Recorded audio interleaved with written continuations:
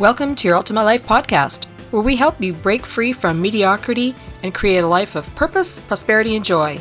Get your free video series at yourultimatelife.ca. Hi there, and welcome to this episode of Your Ultimate Life. And you know what? Every day is an episode of Your Ultimate Life if you want it. It's certainly an episode of your life, but is it your ultimate life? Are you living with the purpose, the prosperity, and the joy that you could? You know, I just had a chance to speak with a beautiful, capable, powerful presence embodied as a woman who is in, it doesn't matter where she is. She and I are sharing a spot in August in Phoenix at the IANDS, International Association of Near-Death Studies. I'm speaking there at their annual meeting to tell about when I died. Now, if you don't know about that and you care or are interested, there are several episodes back in the early 600s, I think, or end of 600s. So you have to go back where I describe in detail that whole experience, and took several episodes to do it. So it's quite a lengthy description because I died.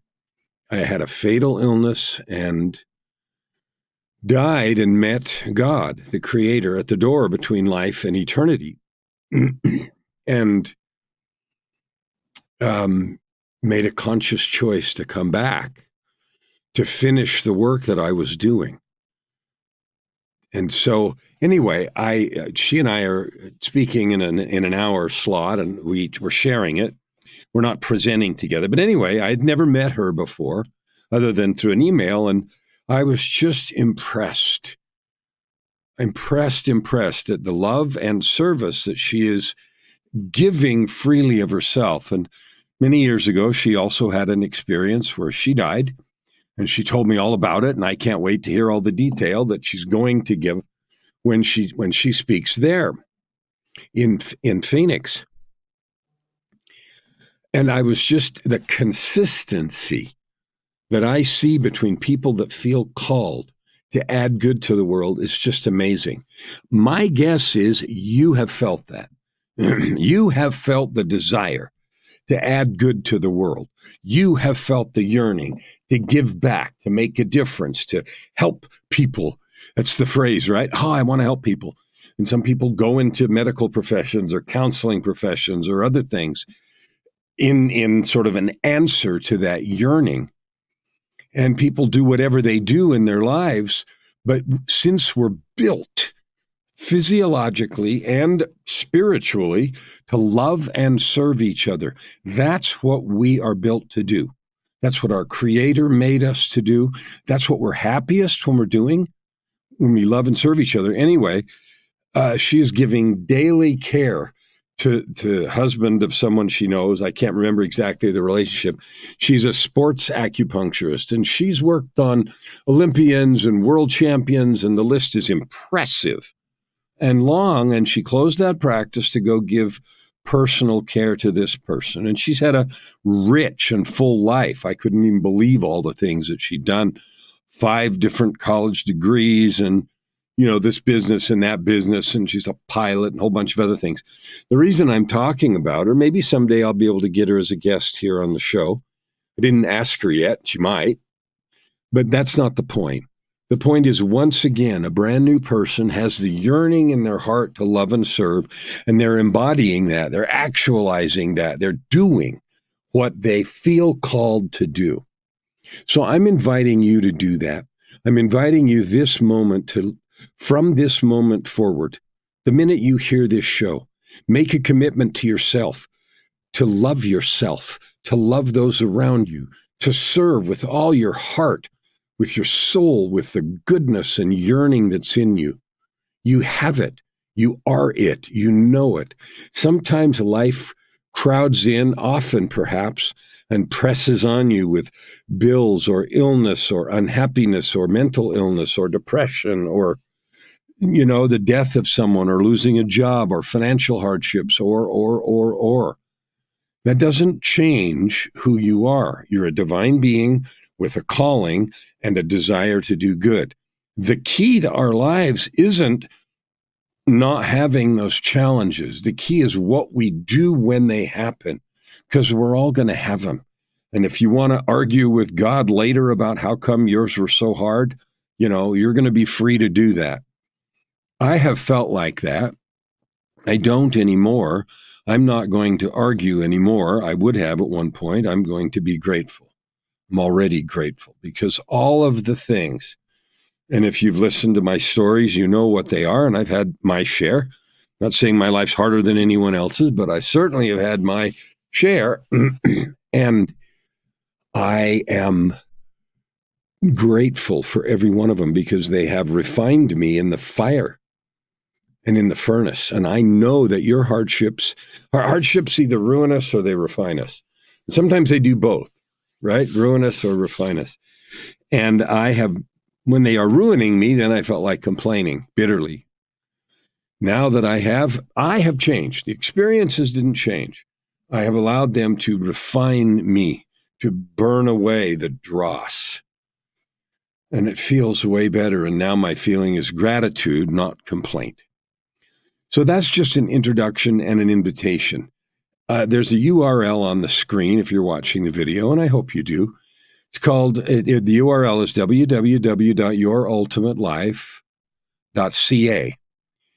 There, I would urge you to go there and get what I have for you there. 5 master keys to creating your ultimate life. They're not for sale, but they do take a lot of work. They take effort and energy. So in the sense of monetarily, they're free, but they're certainly not free from effort. They work. I know it because I've used them and helped many do the same. So that's one thing. Today, I titled today, Slowing Down to Speed Up.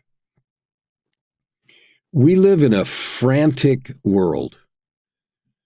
And if you look at the news, like right now, as I record this, we're many months, 6 months or so from the election in the United States. And as you know, I live in Canada, but my wife and I are both citizens of both U.S. and Canada, dual national.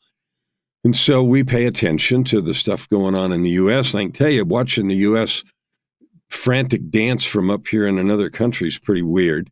But anyway, there's a lot of name calling and franticness and publicity about this trial and this stumbling and this stupidity and this conspiracy. And it all just feels frantic. And I think it's in the news organization's best interest, all of them, to wind it up, right? Wind it up, wind it up, wind it up. People like drama, so they watch them and then they gossip and get angry and frustrated and get mad at the other guy, whoever the other guy is, right? That happens. It happens and happens and happens. And the thing about that is it's tiring. Joy, my wife, my beloved angel, she says, I don't even want to watch anybody's news. It's so agitating, right? It is presented and created in a way to agitate, to create feelings and anger and frustration and negativity and indignance and how dare they. And of course, that's done intentionally, and that's sad. But that contributes to this whole atmosphere of anxiety. On top of that, we have inflation and economic this, that, and the other.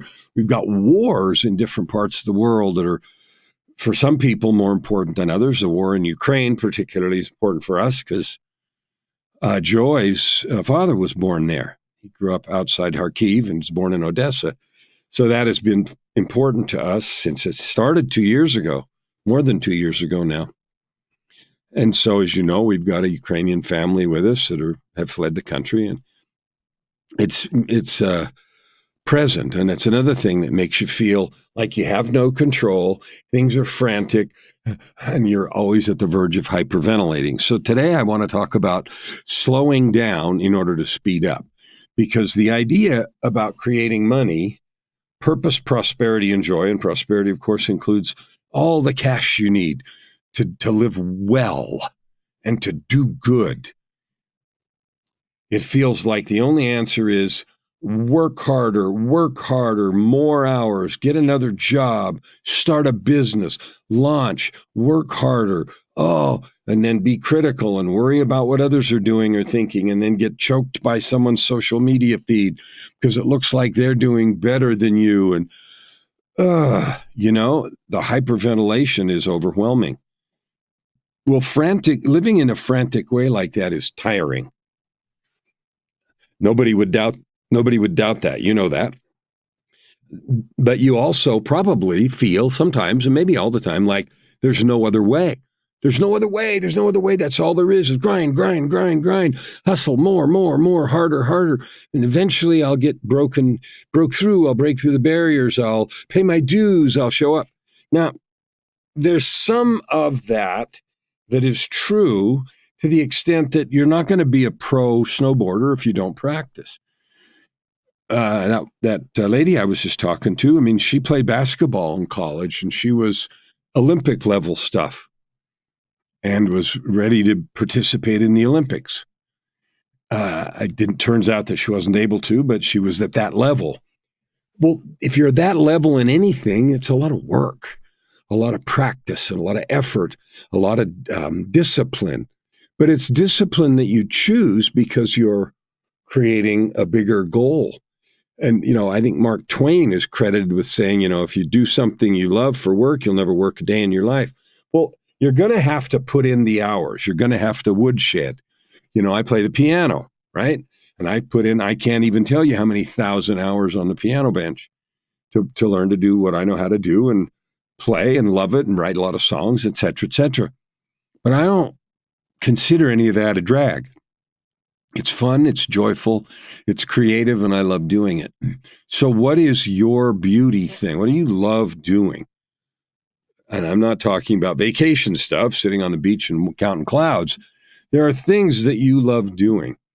But we have this story that you can't really do that. Only a few people can do what they love. That's nonsense, by the way. The whole foundation of creating your ultimate life is by adding good to the world with your gifts and talents, with the things you love doing. Because you know what I know about you? I know that your most positive and powerful impact in the world, how you can have the most fun, make the most money, and make the biggest impact is doing what you really feel called to do. And you can argue with that if you want, but I've never had a conversation with anyone where we haven't been able to see that that's absolutely true. And if you think it's not true for you, then I invite you to reach out and let's talk. Because always in the context of talking and exploring possibilities, you can always see that no matter what you love to do, your gifts, your talents, your calling, you can both make a huge impact, have fun, and make plenty of cash. Because what you love to do is valuable to some group. It won't be valuable to everybody, but nobody is. All right, so we're back to slowing down to speed up. The notion that you have to be frantic and furious about everything is not true. Focused, yes. Frantic, no. Focused, yes. Frantic, no. Now, here's that. So that's the first thing. Frantic work is tiring and it's not productive.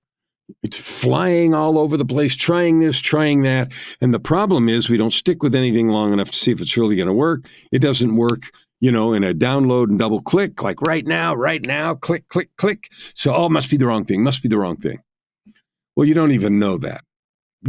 I've told the story of the orange tree in the backyard in Phoenix. We planted it in the first year. It grew really well. We watered it, took care of it. No fruit. Well, I could have got mad and ripped it out and said, stupid tree. But, if you know that citrus doesn't produce fruit till I think the second or third year, I can't remember, then you're patient, right? And then after that, we started getting really good fruit, succulent oranges. It was beautiful.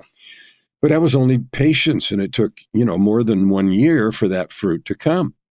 So your opportunity is to eliminate the idea that frantic is important, that furious activity is important, focused activity is important. So that's the first thing. We live in a frantic world. It's exhausting, it's tiring, and it's not productive. So stop that. Second is what I call spaghetti, the spaghetti method of earning money. Now, I've been guilty of that, and I think every entrepreneur who starts a business has been guilty of that. and you use it a lot in marketing. It used to be we had things like Yellow Pages, and I'm dating myself, of course, Yellow Pages, newspaper ads, billboards, TV ads, and, door-to-door flyers. And that was about it for marketing your business. Today, you still have door-to-door flyers for local businesses. You still have, you don't have the Yellow Pages anymore. You still have billboards, but everything else is really online. Google search and Yelp and everything else you can do from your desk, from your kitchen table. You can find anything, you can advertise, you can find what you need and see other people's ads. You can do all that. Because that's been made so easy, it's also crowded. And so there are a zillion people. To start with, it seems like there's a zillion people offering what you offer. And so that gives rise to this, again, frantic idea that we have to find the latest, coolest, best strategy. Oh, the new algorithm and the new this, and try this and this email thing. And now AI has come. Holy crap. I've got to have AI write all my stuff. And that'll be better. And then now it makes me tired just saying it. And so we do what I call the spaghetti method of making money, or the spaghetti method of personal improvement, or the spaghetti method of improving your relationship, or the spaghetti method of getting in shape or losing weight or getting back healthy again or whatever. And what I mean by the spaghetti method is we throw a bunch of stuff against the wall and see what sticks. Well, here's the thing. Every time you try a new thing, right, it costs money. You got to buy somebody's system, invest in certain food if it's, for health reasons, or invest in some new system for email marketing or for, Facebook ads, or for, now LinkedIn outreaches. And, there's 100 of them. I don't know if there's 100. There's at least 30 or 40 that I can think of and list. And it feels like you got to stay up to the last moment on each of those things, or you're not going to make any money and it's not going to work for you. That is not true. Okay? And here's what you do instead. You slow down. Because when you run at that frantic speed, you miss some really important questions. What are the key actions that will move my needle? Now, whether your needle is making money in business or changing something about your personal life, or, trying to create enough money to buy a certain car or house or vacation, there are some important things that have to happen. And what we want is we want to buy some bright, noisy object, bright, shiny object or bright, noisy object that will just sort of solve these problems for us. And they don't. Now, I don't know if you've ever seen any of the episodes of that television series that were on for many years called House. It's a hospital series where a dude named Dr. House, and I never watched it when it was on, but in the last few months, we've started to watch some of the early episodes, and they're all very similar. There's somebody sick that comes in the hospital, and it's really hard to figure out what's going on. And so, it's try this, try this, try this, try this. And it doesn't usually work until they slow down,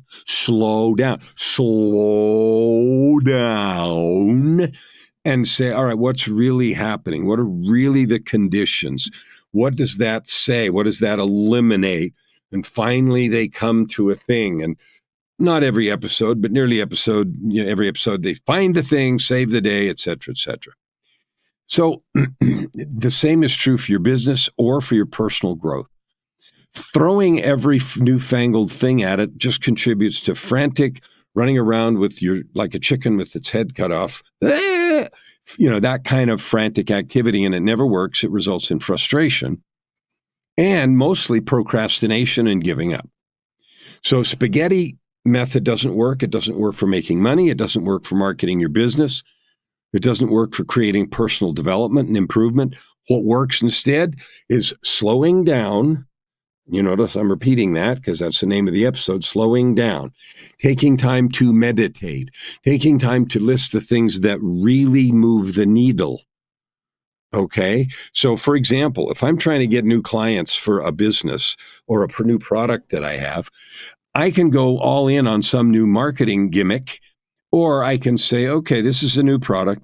Who is it really for? Like, who would die to have this? And then get serious about figuring out who really, like, why did I create it? What does it really do? And then go through the questions you're familiar with. Where can I find one or two or 10? Where is a concentration of these people likely to be? What are the common characteristics? And it may not be age or gender or any of the typical ones. There may be some other connection. So, for example, I have an acquaintance who has a product and service for people with kids on the spectrum, right? The autism spectrum. And the commonality is that, not a demographic, age, income, gender, or location geographically. And so then the question, if I'm going to market something to them, where would those people be going for information and help? Medical professionals, certain websites and things online, certain groups, maybe in support groups in Facebook and other places, meetup groups. So slowing down enough to think about what really moves the needle. And I gave a very partial example of one thing. But the key question for you is, if you have a goal to get to your ultimate life, purpose, prosperity, and joy, let's say you're trying to find your life purpose. Well, you have to slow down enough to identify what calls to you. What things have you really enjoyed doing? What things have been in your life, experiences that made you feel, oh, man, that was best thing. We did this and look what we accomplished. What were those things? And what were the common characteristics? And what could I do or create that would allow me to have more of those? So I'll give you my example because I'm familiar with me. I spent 30 years in the energy industry, and I was a manager and then an executive and blah, blah, blah. And I took a radical life shift in 2007 for me to realize that the thing that really calls to me is to be in the service of others, to lift and bless their lives. And when I felt that, and here's how I discovered it, is I healed my own self from decades of depression and mental illness and addictions and other things that accompany that. I realized that sharing it with others and encouraging them really gave me juice. It was fun. So it didn't feel like work. It felt like joy. And then I thought about past things, and I realized that even during the years I'd struggled with all that stuff, there were some bright spots, and the bright spots were always around music. And it was about helping church or community groups create choirs or orchestras or musicals, musical director, to jump into that and take a bunch of people who were trying to create something and help them do it. Encouragement, support, love, building a place where they could express themselves. I realized I'd been doing some of it here and some of it there, even in the midst of my own personal struggles. And so then when I got busy healing myself from my own mental illness and challenges and seeing the shrinks and doing the things I needed to do, it all sort of came together. And I said, that's what I pick. Now, it didn't come in an Amazon box, and it didn't come in a flash of light. It came by me slowing down and looking at the things that made me feel good. And I realized that being a coach, being in the people encouragement business, being a person who wanted really to spend all of my time in love and service and lifting and blessing and talking to people and in reaffirming their greatness and their capability and their power and their opportunity and just being there for them and facilitating their own growth, that jazzed me the most. So that's what I do. Now, I've written 19 books. You know that. I have 91 songs up on Apple and Amazon and Spotify and all the rest. All kinds of different music, and a lot of them tell stories from the books that I've written. All of that, it doesn't feel like work. It feels like joy. Why? Because it's using my own life experience, my own struggles and pain. It's using those things to love, lift, and bless others. So you do that instead of spaghetti. Slow down. Do some thought. Get a coach, for crying out loud. People resist that. Best thing I ever did. I've had many now over these 16 years since my life changed in 2007. Many coaches, many, many, many. In fact, now I say, who doesn't coach me? Every life experience, every book, every conversation, that conversation I just had with that lady was a great coaching experience for me because I got to witness up close and personal the dedication and love of someone doing their method of adding good to the world. That coaches me, gives me encouragement and power to do stuff, right? Okay. The last thing I want to talk about today for just a minute is just this idea that strategic moves matter. Rome wasn't built in a day. A big, tall building wasn't built in a day. The getting someone on the moon wasn't done in a day. And anything that's worthwhile takes some planning and work and time. And so you're not going to be able to click your fingers and have everything show up. What you are going to be able to do is every single day make a little progress. And so one of the questions I ask myself every day is, my goal this year is to help 250 million people. Yeah, discover who they really are, divine beings capable of anything, and then give them the encouragement, the tools, the teaching, the framework, the books, the programs to realize that and then to create with that so they can create purpose, prosperity, and joy, so they can grab their own ultimate life and live it. That's my mission. That's all I do. But I can't do all of that in a day. I can't do all of that in a week. 250 million, I gave myself a year. Daunting task, could be scary, but I don't live in the land of scary anymore. But I'm committed to do that. So what does that mean? That means every day, every single day, I think, how can I move that ball forward even a little? Who can I talk to? What can I say? I'm recording a podcast right now. I'm going to put some videos up on social later today. I'm going to appear on a podcast on someone else's later. Every day, I'm like, okay, what moves the needle? Some days the needles move a fraction. Some days the needles move a lot. But the reason the days come where the needles move a lot is because I'm moving the needle every day. So I have I have a long daily creation warm-up ritual. It takes me 2.5 to 3 hours to warm up every day. Body, spirit, mind, focus, will, love, capability, to bring all that to the game. What is the game? 250 million people. You are one of them. I love you. I encourage you. I invite you fully and completely to connect with me, and let's talk about your greatness, about your opportunity, about what you can create right here, right now for your ultimate life. That's what I do. And you do it every day by moving a little. Some days are going to be discouraging. Some days are going to be hard. But the firm commitment comes when you slow down, you make bulletproof decisions. This is who I am, and this is how I show up in the world. The last thing I want to encourage you to do is to read a book. I have a book. It's called Living with Purpose and Power. I have put the formulas in there that I have created and used for myself and others to find and declare your purpose, to create a daily warm-up, morning ritual, call it whatever you want, that makes you powerful and on fire, wildly on fire every day. So the book, Living with Purpose and Power, that's another creation I have for you to give you the tools and capability to build your ultimate life of purpose, prosperity, and joy. That means success, happiness, health, wealth, as high as you want, if you're willing to walk the road. I know you can have anything you want. You can build anything you want, but it isn't going to come. We got to build it. I invite you to love yourself enough to create your ultimate life, to love yourself enough to realize how great and powerful you are. I invite you with all my heart to step forward, all in, and live your ultimate life. Open your heart and this time around, stand. Thank you for listening to today's episode. We hope that you take it deeply into your heart and decide for yourself how you can create anything you desire. If you like what you heard, please subscribe to this podcast and share it with your friends. As always, we'd love to hear your feedback and topic suggestions. Until tomorrow, this is your ultimate life.